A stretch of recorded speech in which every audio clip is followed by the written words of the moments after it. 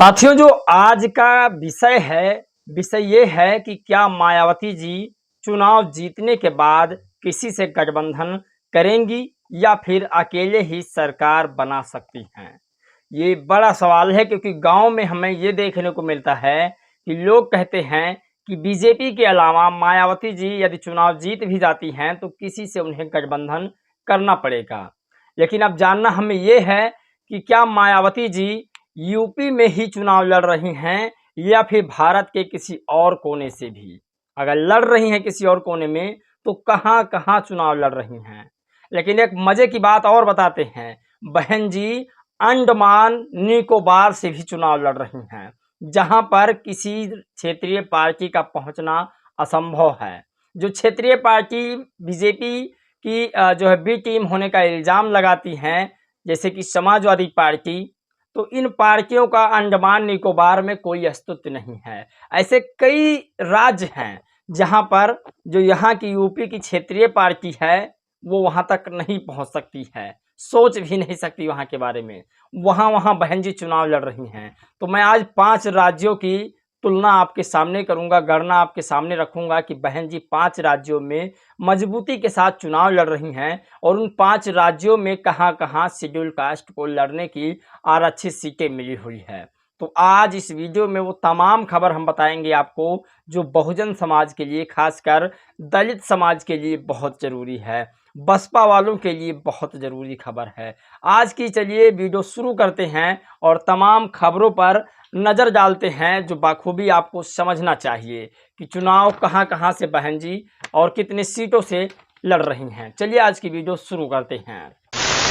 नमस्कार दोस्तों, मैं हूं पराग और आप देख रहे हैं देसी पीएसबी ब्लॉग। दरअसल दोस्तों, जो उत्तर प्रदेश में बहुजन समाज पार्टी के अलावा लोग हैं वो इल्ज़ाम बहुजन समाज पार्टी पर ये लगाते हैं कि ये बीजेपी की बी टीम है, और गांव के लोग ये कहते हैं कि बहुजन समाज पार्टी आखिर जीत भी मान लो जाती है तो उसे बहुजन समाज पार्टी के अलावा किसी और पार्टी से गठबंधन करना पड़ेगा। यानी बहुजन समाज पार्टी चाहे वो बीजेपी से गठबंधन करे या फिर इंडिया गठबंधन को समर्थन करे या फिर किसी अन्य पार्टी को समर्थन करे।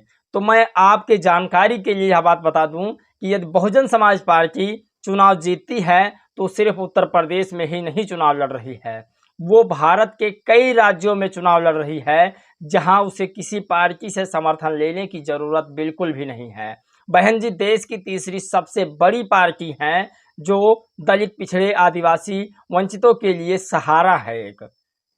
तो आज इस वीडियो में हम आपको बताएंगे कि आखिर बहुजन समाज पार्टी इन 5 राज्यों में चुनाव लड़ रही है और कहां कहां पर शेड्यूल कास्ट यानी आरक्षित सीट है और कहां कहां पर बहुजन समाज पार्टी चुनाव लड़ रही है और कितने राज्यों में चुनाव लड़ने के लिए कितने प्रत्याशियों को उतारा है मैदान में। हमारे पास 5 राज्यों की लिस्ट है फिलहाल इस वीडियो में, और 5 राज्यों की आपके सामने ओपिनियन रखेंगे कि यहाँ पर बहुजन समाज पार्टी चुनाव लड़ रही है। इस राज्य में इतने कैंडिडेट बहुजन समाज पार्टी के हैं। तो आपको सबसे पहले हम जो देश का पहला हिस्सा है, जो सबसे खूबसूरत प्रदेश है, उसका नाम है अंडमान निकोबार। ये एक ऐसा आइलैंड है जहां पर यूपी की जो क्षेत्रीय पार्टी है, जो बहुजन समाज पार्टी को छोटी पार्टी समझती है, वो वहां पर जाने की हैसियत नहीं रख सकती है। तो दरअसल आज हम आपको इन तमाम जगहों के बारे में बताएंगे जो हमने अभी रिसर्च किया है और हमने ये डाटा तैयार किया है। और अंडमान निकोबार में बहुजन समाज पार्टी चुनाव लड़ रही है और यहाँ से जो बहुजन समाज पार्टी के प्रत्याशी हैं वो हैं डॉक्टर अरुण कुमार मलिक। डॉक्टर अरुण कुमार मलिक यहाँ से चुनाव लड़ रहे हैं और बहुत मजबूती से चुनाव लड़ रहे हैं अंडमान निकोबार में। और यहाँ पर इन्होंने जो अपनी एसेस्ट दिखाई है, जो अपनी संपत्ति दिखाई है, वो संपत्ति दिखाई है 11,18,72,135 रुपये की संपत्ति हल्फनामा में दिखाई है। अब बात करते हैं कि आखिर अंडमान निकोबार में बहुजन समाज पार्टी ने एक ही प्रत्याशी को क्यों उतारा है।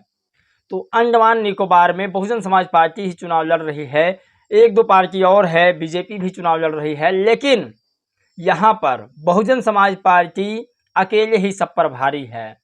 अंडमान निकोबार बहुत छोटा सा प्रदेश है, इसीलिए बहुजन समाज पार्टी वहाँ पर एक ही प्रत्याशी को उतार कर और चुनाव लड़ने की तैयारी कर रही है।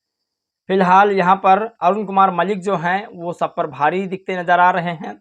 लेकिन बड़ी खबर ये है कि दूसरी जगह पर, दूसरे प्रदेश में बहन जी ने कितने प्रत्याशी को उतारा है। तो अब बात करते हैं आंध्र प्रदेश की। जो आंध्र प्रदेश है ये बहुजनों का गढ़ माना जाता है। मैं कैसे बता सकता हूं, क्योंकि यहाँ पर शेड्यूल कास्ट आरक्षित सीट ज़्यादा है। तो आप ऐसे अंदाज़ा लगा सकते हैं कि यहाँ पर शेड्यूल कास्ट और शेड्यूल ट्राइब के लोग ज़्यादा हैं, यानी आदिवासी समाज और दलित लोग ज़्यादा हैं यहाँ पर। तो यहाँ पर बहुजन समाज पार्टी ने अपने 6 कैंडिडेट्स को उतारा है और यहाँ पर जो आरक्षित सीट है वो 5 है। कौन कौन से जगह पर है, पहले हमें ये जानना चाहिए कौन कौन से लोकसभा में है। अमलापुरम ये शेड्यूल कास्ट की सीटें हैं और आरकू ये एसटी कास्ट की सीटें हैं, यहाँ पर एसटी सिर्फ लड़ सकता है। जबकि बापतला ये यहाँ पर भी शेड्यूल कास्ट की सीटें हैं, छितूर में शेड्यूल कास्ट की सीटें हैं और तिरुपति में भी शेड्यूल कास्ट की सीटें हैं। ये 5 जो सीटें हैं ये बाबा साहेब डॉक्टर भीमराव अम्बेडकर की देन है। यहाँ पर शेड्यूल कास्ट के लोग चुनाव लड़ रहे हैं। यहाँ बहुजन समाज पार्टी अपने 6 उम्मीदवारों को उतार रही है और 6 उम्मीदवार आंध्र प्रदेश में चुनाव बहुजन समाज पार्टी के लड़ रहे हैं। तो ये आज की सबसे बड़ी खबर है। अब बात करते हैं हम तीसरे नंबर की। पहला अंडमान निकोबार, दूसरा आंध्र प्रदेश और तीसरा है आसाम। तो आसाम में बहुजन समाज पार्टी चुनाव नहीं लड़ रही है, लेकिन यहाँ पर बाबा साहेब की बहुत बड़ी देन है। यहाँ पर भी शेड्यूल कास्ट की आरक्षित सीटें हैं और ये जहाँ पर शेड्यूल कास्ट के लिए आरक्षित सीटें हैं उसका नाम है सिलचार। सिलचार में शेड्यूल कास्ट के अलावा कोई चुनाव नहीं लड़ सकता है। लेकिन अब चौथे खबर की ओर चलते हैं, जो सबसे बड़ा यूपी के बाद राज्य है बिहार। बिहार में बहुजन समाज पार्टी ने यहाँ 7 कैंडिडेट को उतारे हैं और इस जगह पर बाबा साहेब की देन से 6 शेड्यूल कास्ट के लोग चुनाव लड़ रहे हैं। यहाँ 6 ऐसे लोकसभा क्षेत्र हैं जहाँ पर किसी और को चुनाव लड़ने की अनुमति नहीं है।